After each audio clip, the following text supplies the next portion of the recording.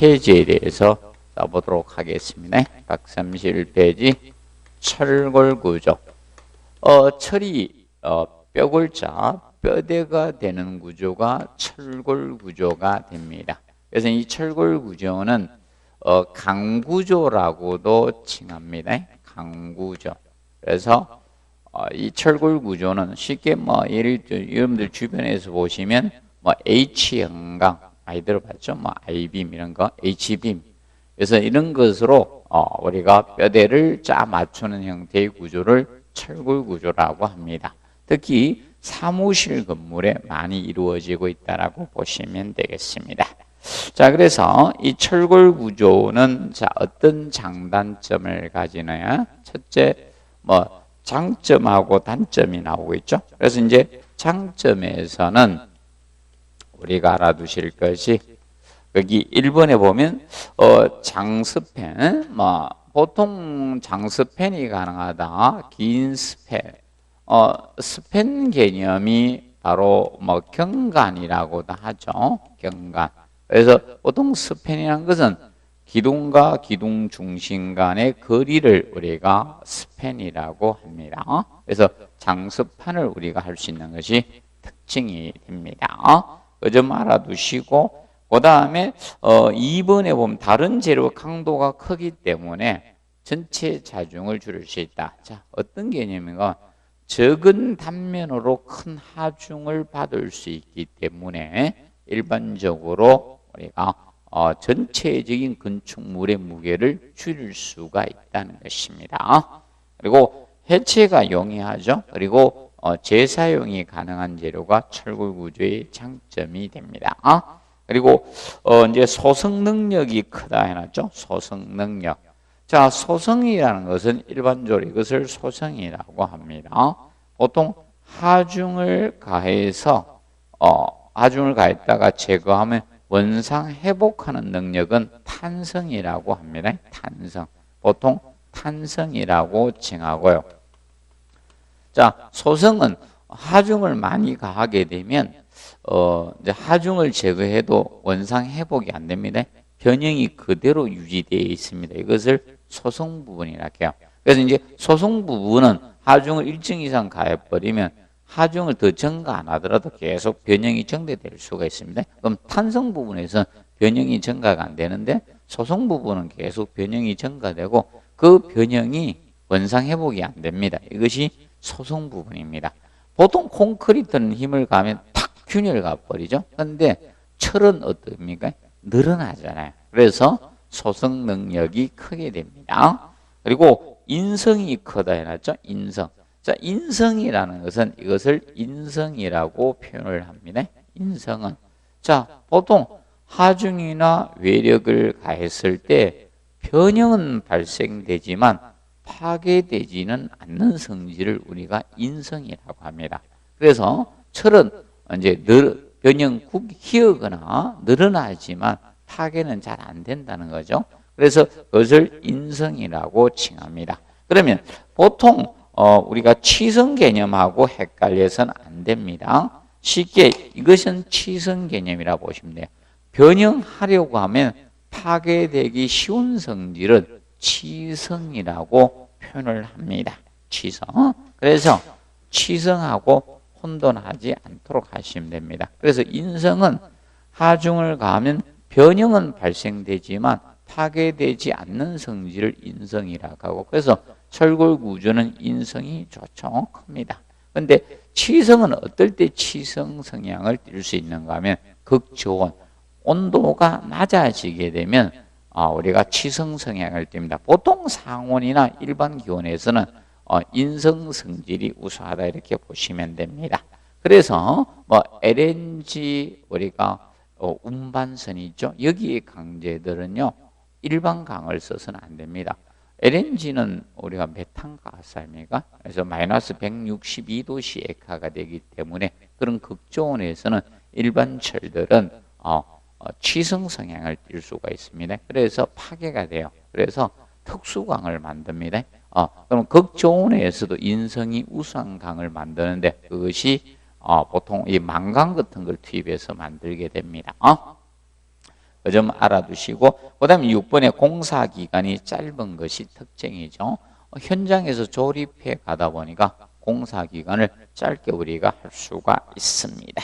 그리고 단점적인 측면을 우리가 잘 정리를 하셔야 됩니다. 단점.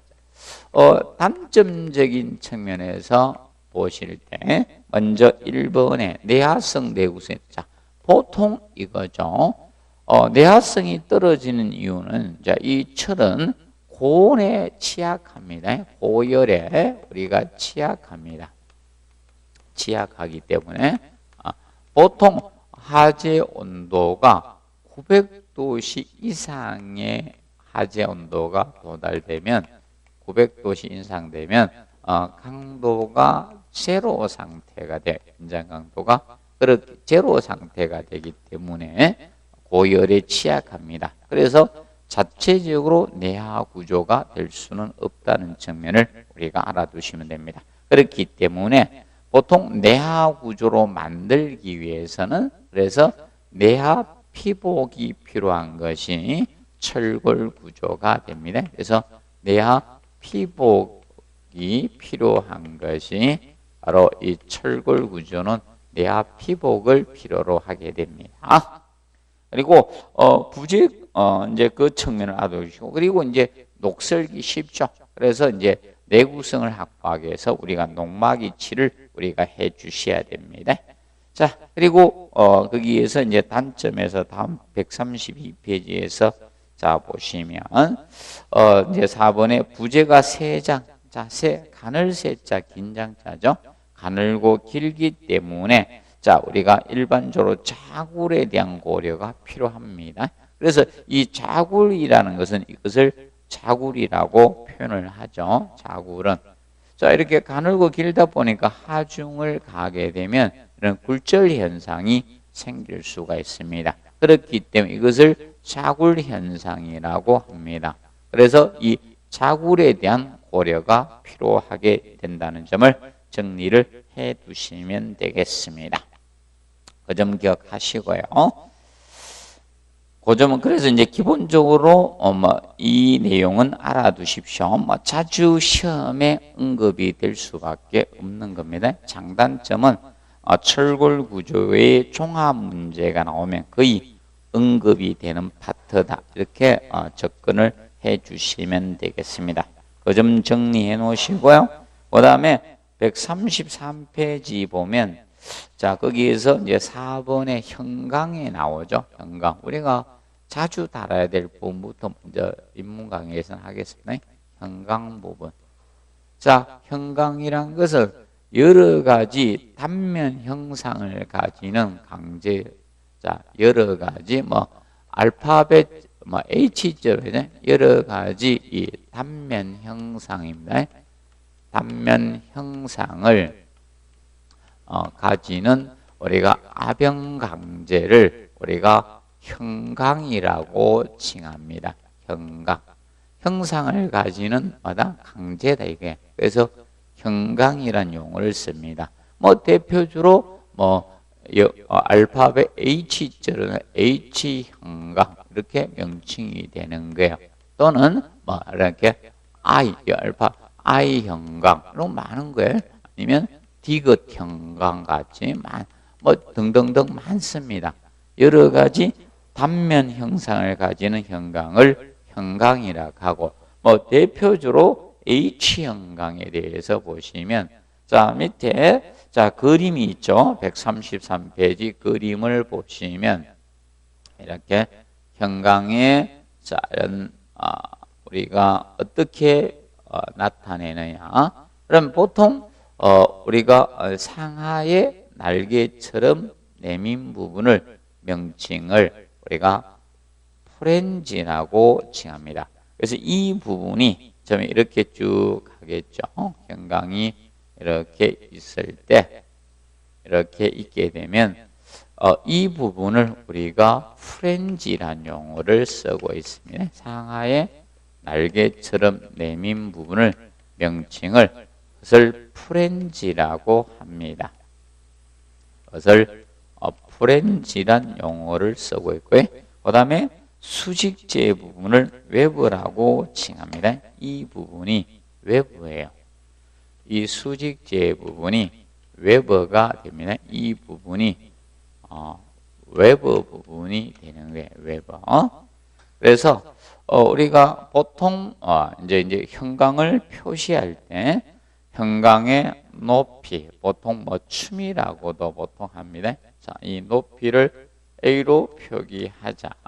그리고 형광의 폭을 B라고 표현한 거죠. 형광의 폭 B가 있고, 그다음에 이 외부의 두께를 T1으로 둔 거죠. 이 외부 부분의 두께를 T1으로 둔 거예요. T1.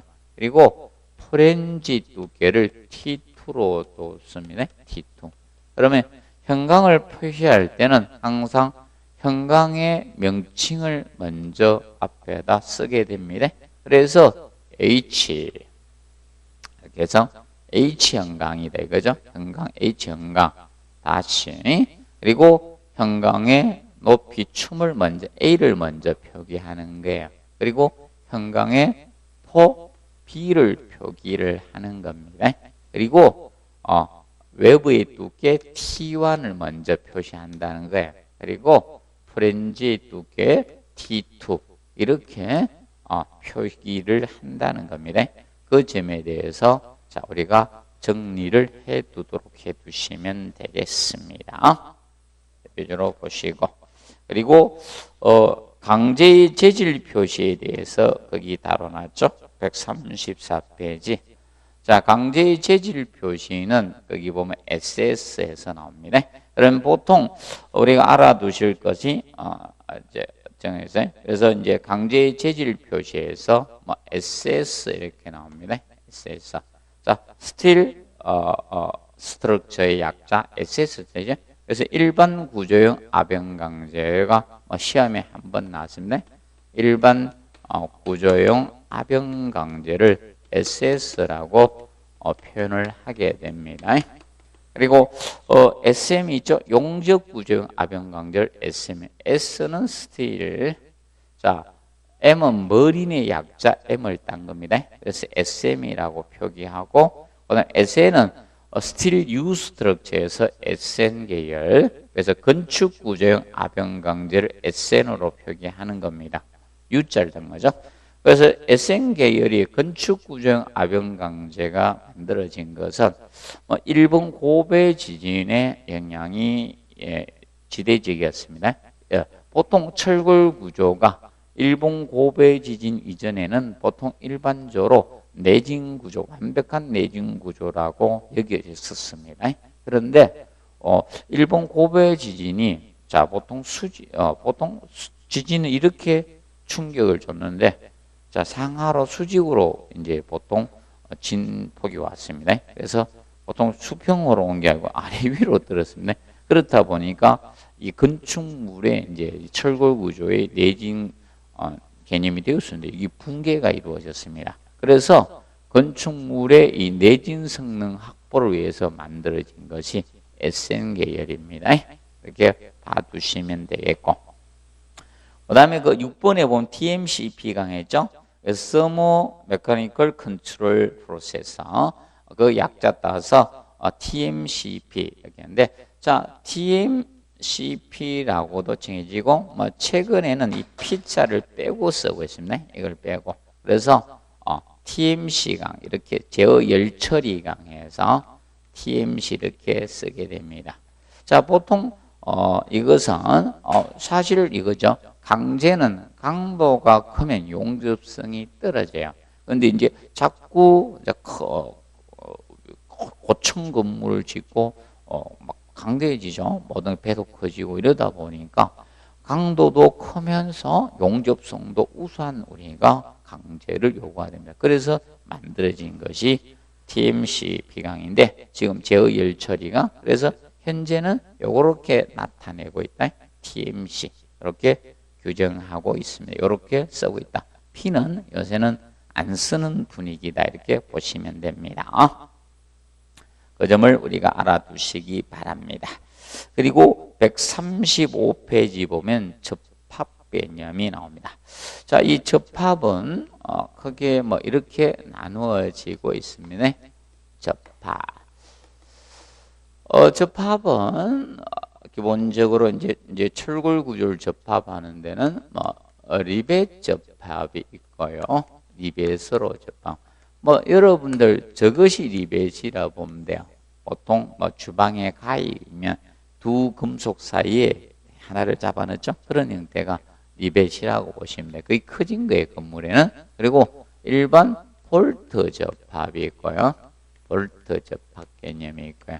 그리고 고력 볼트, 일반 볼트보다 고력, 장자를 넣을 수도 있고 뺄 수도 있습니다. 장자는 고장력 볼트라고 쓰는 분도 있고 그냥 고력 볼트 이렇게 쓰시는 분도 있습니다. 고장력 볼트 이렇게 씁니다. 그러면 고력 볼트 접합 또는 고장력 볼트 접합 이렇게 쓰고요. 그리고 네 번째, 자, 용접 접합. 이렇게 접합법은 기본적으로 네 가지가 있습니다. 자, 여기에서 이제 가장 중요한 것은 용접이죠. 얘가 용접이 가장 중요한 접합법이고, 그 다음에 2가 고력 볼트 접합 이렇게 보시면 됩니다. 자, 그럼 이 세 가지는 리벳이나 볼트는 끼워 넣어야 되죠. 보통 리벳이나 볼트, 고력 볼트 체결해서 쪼아줘야 됩니다. 그렇기 때문에 자, 이 리벳이나 이런 것은 이건 구멍 뚫기가 필요해요. 얘들은 구멍을 뚫어야 돼요. 구멍 뚫기가 필요한 것이 됩니다. 그런데 용접 접합은 구멍 뚫기를 할 필요가 없죠. 그래서 이제 두 부재 사이에다 용착 금속으로 이제 접합시키는 방법이기 때문에 얘들은 구멍 뚫기를 해야 돼요. 구멍 뚫기를 하면 구멍을 뚫으면 철근에 단면 결손이 발생이 되는 거죠. 단면 결손이 발생이 됩니다. 결과적으로 재료의 손실 개념이 생긴다는 게 이것을 하면 재료의 손실 개념이 발생이 된다. 이렇게 보시면 되겠습니다. 근데 용접 접합은 단면 결손이 없죠. 얘는 구멍 뚫기를 안 합니다. 구멍 뚫기를 하지 않죠. 구멍 뚫기를 하지 않기 때문에 단면 결손이 없어요. 얘는 단면 결손이 발생하지가 않는 겁니다. 그래서 이 용접 접합이 재료를 절약할 수 있다 보면 재료 절약적인 측면이 됩니다. 자, 보시고. 그리고 이 용접 접합이 보통 현재 건축물에서는 기둥하고 보의 접합부에 그 용접을 합니다.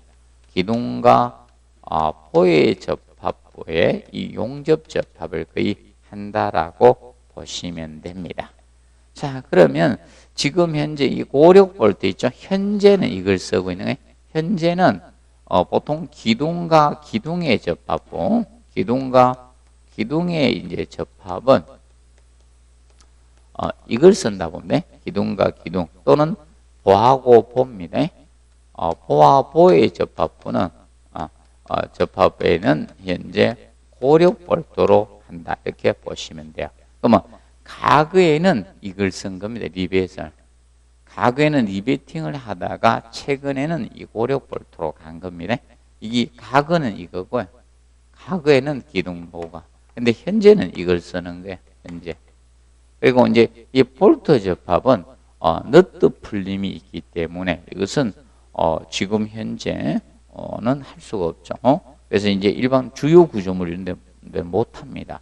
그래서 나중에 너트 풀림이 발생할 수 있기 때문에 얘는 일반적으로 이런 가설 건축물이나 가조인 같은데 이런 데 쓰는 것이지 주 응력을 받는 뼈대는 쓸 수 없는 것이 우리가 바로 그 측면이다 이렇게 보시면 됩니다. 그래서 기본적으로 알아두시고요. 세부적인 것은 기본 과정에서 우리가 다루도록 하겠습니다. 알아두시고 그 다음에 앞으로 이제 시험은 이제 용접 결함이나 이런 부분에 대해서 공부할 겁니다. 그리고 148페이지 보시면 자, 보가 나옵니다. 자, 보에서 대표적인 현강보가 나오죠. 현강보. 말 그대로 이제 형광 H형광이나 I형광을 건축 구조물의 보에 직접 활용하는 것이 형광보가 됩니다. 형광보 개념이 됩니다. 그러면 우리가 형광보에서는 현재 어떻게 되는가 하면 자, 이것이 프렌지라고 했죠. 상하의 날개처럼 내민 부분이 우리가 프렌지고 수직 부재가 웨버라고 했습니다. 그러면 이때 프렌지가 힘 모멘트를 분담을 하는 게 얘가 힘 모멘트 자 몸의 힘은 자 움직임에 대해서 저항해 주는 거죠. 힘 모멘트에 저항해 주는 것이 프렌지예요. 그리고 웨버는 부재를 절단하려고 하는 힘 전단력에 저항해 주는 게 바로 자, 네, 전단력 저항을 해주는 것이 바로 웨버가 돼요. 그러면 힘 모멘트는 프렌지가 받아주고 웨버가 전단력 저항을 하도록 설계한 겁니다. 그럼 철근 콘크리트 건물에서는 너끈히 이제 전단력 보강을 해주죠. 그런데 이 개념이 되는데 이때 우리가 알아두실 거 자 이겁니다. 이런 있을 때 자 그러면 보통 이 웨버가 전단력을 받는데 자 하나밖에 없기 때문에 전단력이 커지면 웨버가 자굴이 생길 수 있겠죠. 그러면 이 자굴을 방지하기 위해서 이제 도와주는 게 스티퍼너가 됩니다. 그래서 이제 스티퍼너는 이렇게 해서 여기 사이에 판을 더 떼어주는 게 수직으로 이렇게 되어줍니다. 이것이 자 스티퍼너의 개념이 됩니다. 스티퍼너. 자, 이 스티퍼너라는 것은 외부의 자굴 방지, 외부의 자굴 방지 목적으로 되어주는 강제를 스티퍼너라고 해요. 그러면 외부가 전단력이 크면 자굴이 될 수 있겠죠. 그래서 그걸 방지하기 위해서 되어주는 겁니다. 그러면 이 스티퍼너가 결과적으로 전단력에 대한 보강, 그 절단할 전단력 보강 개념으로 설치되는 것이 바로 스티퍼너가 됩니다. 스티퍼너가 됩니다. 그런데 페이지 149페이지 상단의 그림에 보시면 거기 커브 플레이트라는 것이 나옵니다. 커브 플레이트. 자, 커브 플레이트는 덮판 개념이 됩니다. 그러면 자, 프렌지가 힘 모멘트에 저항하죠. 힘 모멘트를 담당해 주는데 그러면 거기에 너무 많은 힘 모멘트가 생기면 여기에다가 더 떼어주는 판을 댄다는 게 덮판을. 그래서 이것이 커브 플레이트가 됩니다. 플레이트는 판이죠. 커브해 주는 판이다. 그래서 이걸 덮판이라고 해요. 커브 플레이트는 덮판이라고 합니다. 덮판. 그러면 커브 플레이트의 개념 덮판은 프렌지 힘 모멘트 보강을 힘 보강 목적으로 설치되는 거죠. 이것은 힘 보강, 힘 모멘트 줄여서 힘 모멘트 보강 이런 것은 길잖아요. 그래서 줄여서 힘 보강 이렇게 프렌지가 힘 모멘트에 저항했잖아요. 그렇기 때문에 힘 모멘트 보강을 위해서 덧대어주는 판이에요. 그래서 줄여서 힘 보강 또는 힘 내력 보강 이렇게 보통 쓰게 됩니다. 힘 보강 목적입니다. 커브 플레이트는 프렌지가 힘을 받는데 힘 모멘트를 받는데 거기에 대한 보강으로 덧대어주는 판이 커브 플레이트 덮판 개념이 된다 이겁니다. 그 측면을 우리가 알아두시면 되겠습니다. 그리고 149페이지 보시면 자 시어 커넥터가 나오죠. 자 시어 커넥터는 보통 전단 연결제라고 하죠. 시어 커넥터. 시어 커넥터의 개념은 이것이 됩니다. 현재 여기가 바닥판 슬래브예요. 바닥판 슬래브가 이렇게 있습니다. 그러면 지금 현재 철골보에 자 프렌지가 그래서 이제 철골보가 이렇게 있습니다. H 형광에 자 H면 철골보에 자 이렇게 있게 되면 자 여기에다가 철골보에다 그대로 이 슬래브 바닥판을 설치하면 이 철골보가 지금 노란색으로 해놨죠. 그러면 이렇게 있게 되면 그냥 철골 위에다가 슬래브를 얹어 놓으면 뭐 진동이나 이런 게 있으면 옆으로 이동하겠죠. 문제가 생길 거 아닙니까? 그래서 이제 철골구의 프렌지하고 슬래브 바닥판을 연결해 주는 철물이 필요한 거예요. 연결을 해는 연결재가 필요하겠죠. 이것이 자 시어 커넥터. 그러면 왜 시어 커넥터라고 칭했느냐? 자, 이 슬래브가 움직이면 얘가 전단력을 받아요.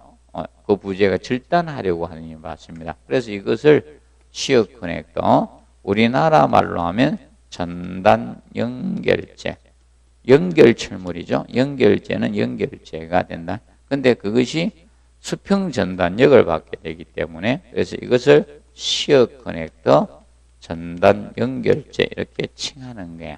그래서 전단 연결재는 바로 보하고 슬래브를 합성. 그래서 이걸 보통 합성보라고 합니다.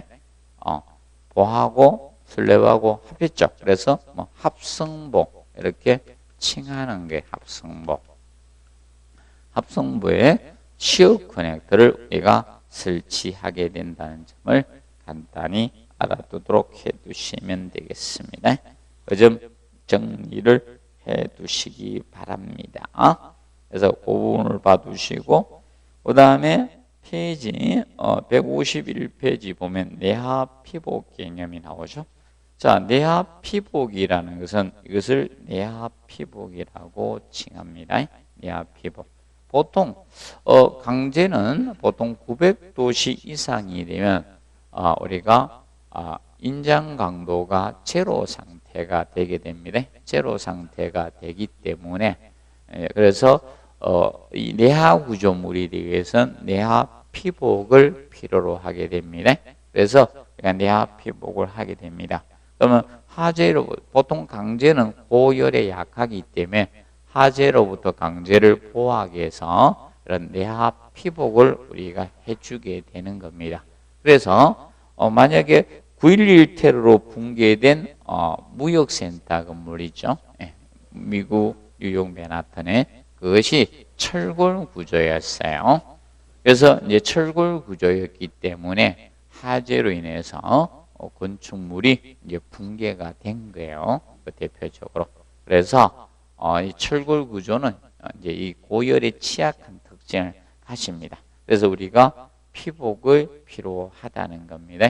그래서 그 측면을 알아두시는데 그러면 보통 피복의 공법들은 어떤 것들이 있느냐? 그래서 간단히 봐두시면 되겠습니다. 그래서 보통 도장공법이 있고요. 그래서 페이지 154페이지 보면 거기 보면 나오죠. 그래서 이제 도장공법은 그 분류는 안 해놨습니다. 도장공법이 있고 그 다음에 습식공법, 건식공법, 합성공법 이렇게 네 가지로 구분이 되고 있는 거예요. 그래서 피복법이 도장공법이고 도장공법은 거기에다 안 써놨어요. 분류에는. 그리고 습식, 물을 사용하는 공법이 습식이죠. 그리고 건식공법, 그리고 합성공법 이렇게 크게 네 가지가 됩니다. 합성공법 이렇게 나누어집니다. 그런데 이제 주의할 점은 혹시나 해서 이것은 습식공법을 좀 정리해 놓으세요. 습식공법. 물을 사용하는 공법이 습식공법이죠. 습식공법에 그 네 가지가 있습니다. 뿜칠공법, 타설공법, 그리고 미장공법, 조적공법 있죠. 그럼 습식, 그래서 이제 기본적으로 이거죠. 뿜칠은 안면 같은 걸 넣어서 이제 막 뿜는 걸 보셨죠? 이것이 뿜칠공법이에요. 뿜칠공법은 우리가 알아두실 것이 장점은 이겁니다. 복잡 부위도 시공이 용이하다는 것이 장점으로 작용이 됩니다. 자, 그런데 단점이 이거죠. 뿜다 보니까 재료의 손실이 많을 수밖에 없죠. 그리고 자, 이 두께가 일정하지 않다는 단점을 가지고 있습니다. 그리고 타설공법은 이제는 콘크리트나 이런 거 가지고 이제 부어 넣어주는 것이 타설공법이죠. 그리고 미장공법은 우리가 바르는 거예요. 그래서 이제 쉽게 뭐 단일 모르타르 이런 거 바르는 것이 미장공법이고, 조적공법, 벽돌이나 이런 볼록 같은 걸 피복해 주는 것이 조적공법입니다. 이런 것이 습식공법에 해당이 된다. 이렇게 보시면 되겠습니다. 그래서 이번 시간에는 철골구조편의 인문 강의의 기본적인 것을 우리가 보았습니다. 그리고 다음 시간에는 어장 조적 부분을 살펴보도록 하겠습니다. 수고하셨습니다.